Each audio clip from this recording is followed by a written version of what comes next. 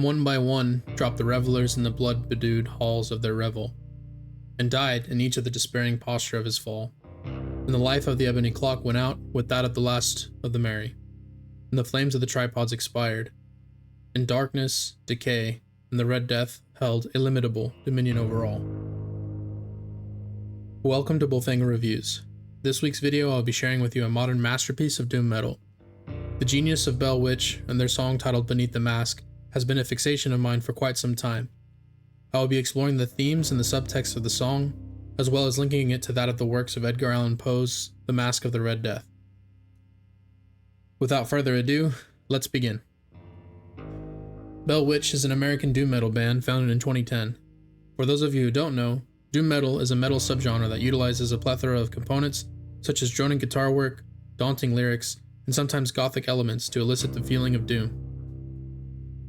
You could think of it as the music the main character in a movie hears when all hope is lost, and there's not going to be a happy ending for anybody. A crescendo of destruction, ushering in the characters and the viewers into the grimmest end. One could also think of it as a theme playing when a character has now come face to face with death, personified or experienced. When I first heard Beneath the Mask, I was driving home late at night after a long day. This song just popped up on my Spotify suggested queue, and I was in a complete trance. The simplicity of the composition, the tone, the timing of it all, just simply allowed me to sink into a feeling. One that I'm sure many of us has felt from time to time, impending doom. This song also allowed me to sink into a very peaceful headspace of acceptance and grace of my own mortality. On my first listen, I just vibed and drove to the song, but when I finally arrived that evening to my destination, I didn't leave the car. Instead, I looped the song, because I felt there was more lurking in the spaces. This time I paid even closer attention to the sample choice used. Unfamiliar from where it was from, and after dissecting even more substance from the relevance of the dialogue, I did some research, and lo and behold, it was from an old movie, from 1964, titled The Masque of the Red Death. It was when I dug even further that I learned that this was originated from a short story by Edgar Allan Poe. Let's just say the essence of this song's composition has never left my mind, and I think about this song monthly, if not weekly. So now I'll explain my dissections and interpretations of this fusion of artistic geniuses. Listen and watch closely. Conductor? Brittany? Who are you beneath your mask? Is my costume such a disguise that you don't recognize me? Voice, it's familiar. Tony Pinelli, that's who you are. Pinelli, you dog, thinking. You are not Ben. No. The doctor dances in a white room. But I passed close by him. Truly, Prosper, you don't know. So you've come. Yes, Prosper.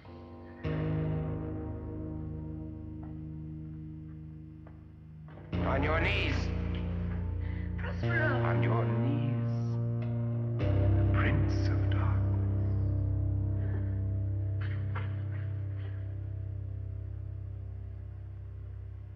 I would like to see your face. There is no face of death until the moment of your own death. And I am only one of many messengers. Who do you come for? Many. All? Not all.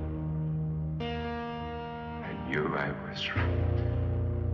I knew it. I've won. Time of unmasking.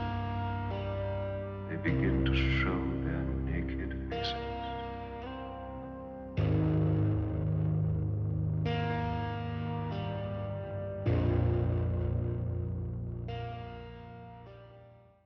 The Masque of the Red Death by Edgar Allan Poe is a gothic tale about a deadly plague called the Red Death, which causes victims to bleed profusely from their pores before dying.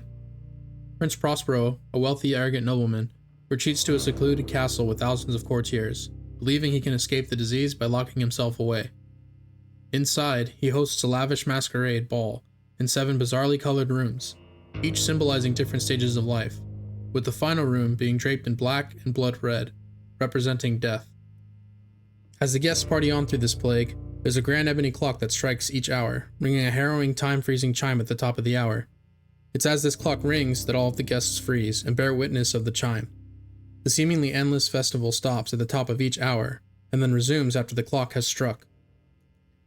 During the festivities, a mysterious figure dressed as a corpse, marked by the Red Death's gruesome symptoms, appears among the guests. The figure moves slowly through each room, eventually entering the black and red chamber. Prince Prospero, enraged by the intruder's ominous presence, pursues him with the dagger, but when he confronts the figure, the prince collapses and dies. The other revelers, realizing the stranger is the Red Death itself, succumb one by one as the plague claims them all. This story serves as a dark allegory about the inevitability of death, that no matter how wealthy or powerful one may be, no one can escape mortality. The castle's sealed walls and Prospero's decadent party are futile attempts to evade fate, emphasizing the futility of human efforts to cheat death. The Red Death's triumph underscores the universal truth that death comes for all, regardless of status or privilege. Which now brings me back to my interpretation of the song. Each segment of guitar and bass, for me, feels like that ticking clock, a limping stumble as each year ticks by. The sample used in the song is from the movie version of this short story, which does have some slight changes as far as the dialogue.